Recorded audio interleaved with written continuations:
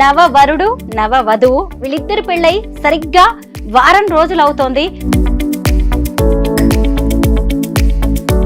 మీరు ఇలాగ ట్రాన్స్ విమన్ ని ఆరోహిని ఎందుకు పెళ్లి చేసుకున్నారు?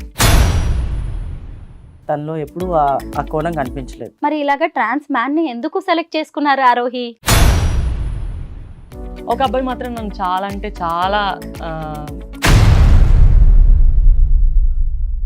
ఇది చూసినానంటే తనకి అర్థమైపోద్ది. కానీ తను నాకు లైఫ్ ఇచ్చింది. ఒక సంసార జీవితం లాంటిది ఉండవు, ఇలాంటివన్నీ మీకు తెలుసు. ఆ క్లారిటీ ఉన్న తర్వాతే ఇతన్ని మీరు సెలెక్ట్ చేసుకున్నారా? నాకు ఇక పిల్లలు వద్దు, వీళ్ళు ఉన్నారు చాలు వీళ్ళని. ఎందుకంటే ఉమెన్గా మారేటప్పుడు రోడ్ పైకి వచ్చి నాకు ఒక చాలా కష్టాలు ఉన్నాయి. ఒక ఇల్లాలుగానే ఉండాలనుకుంటున్నారా? ఖచ్చితంగా నేను మాటిస్తున్నాను. మళ్ళీ కొన్ని జనరేషన్స్ ఉన్నాయి కదా, నన్ను చూసి ఒక ముందు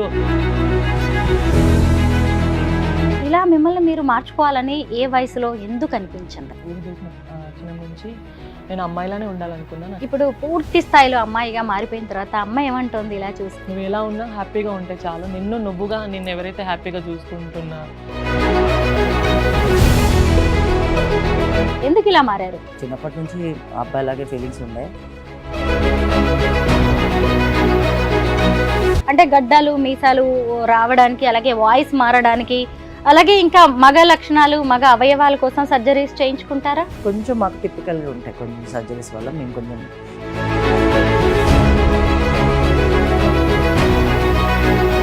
ట్రాన్స్జెండర్స్ లో ముస్లిమ్స్ క్రిస్టియన్స్ కూడా ఉంటారా? క్రిస్టియానిటీ హిందూయిజం అనేది